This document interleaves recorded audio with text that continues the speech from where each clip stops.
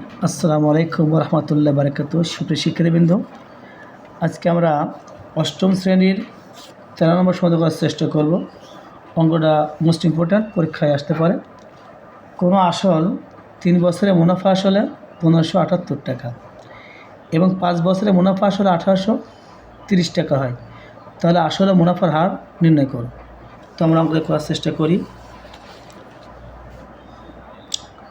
5 বছরে আসল প্লাস মুনাফা সমান 1830 টাকা। এবার 3 বছরে আসল প্লাস মুনাফা সমান 1578 টাকা।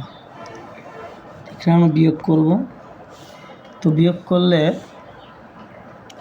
5 থেকে 3 বাদ দিলে 2 বছরে আমরা আসল একর কেটে দিতে পারি। এখানে আসল লিখতে পারি অবশ্যই, আসল প্লাস মুনাফা।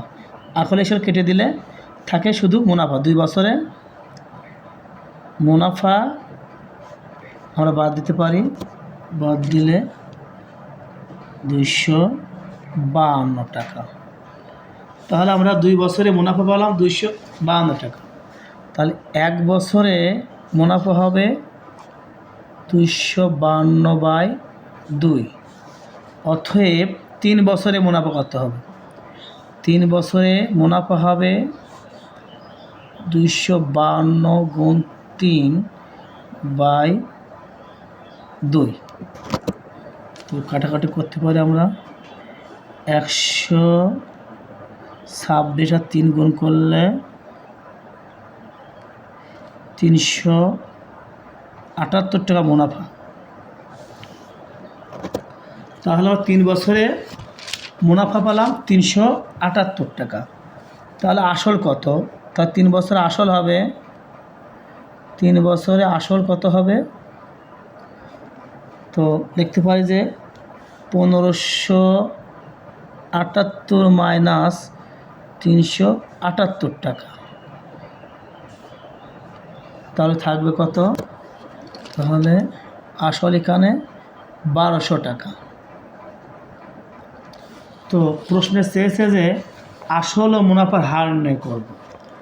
তো আসল আমরা পেয়ে গিয়েছি 1200 টাকা। তাহলে মুনাফার হার কত 3 বছরে? তো আমরা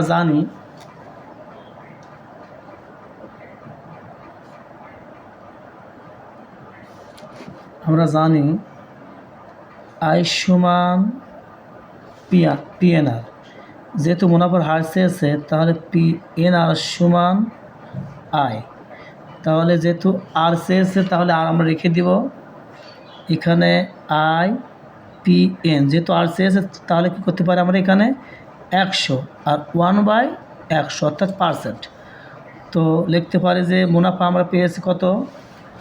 3 বছরের মুনাফা 378 টাকা। আমরা দিতে পারি 378 100 আর পি অর্থাৎ আসল পেয়েছি আমরা 1200 টাকা, 1200 আর এন হচ্ছে 3 বছর গুণ 1/100। তোমরা কাটাকাটি করতে পারি 10 10 10 10। আমরা ভাগ করতে পারি 378 মধ্যে যাবে 126। আর আমরা কি করতে পারি 126 ভাগ যদি 12 দিই তাহলে 10.5 অর্থাৎ 1/100 মানে কি পার্সেন্ট। তাহলে অতএব উত্তর আসল 1200 টাকা এবং মুনাফার হার 10.5%। সুপ্রিয় শিক্ষার্থীবৃন্দ, ভিডিওটি যদি ভালো লেগে থাকে তাহলে লাইক কমেন্ট শেয়ার, সেই সাথে সাবস্ক্রাইব করে বেল আইকনে ক্লিক করো যাতে আমাদের ভিডিওটা আপলোড হওয়ার সাথে সাথেই তোমরা নোটিফিকেশন পেয়ে যাও। আসসালামু আলাইকুম রহমতুল্লাহি বারাকাতুহু।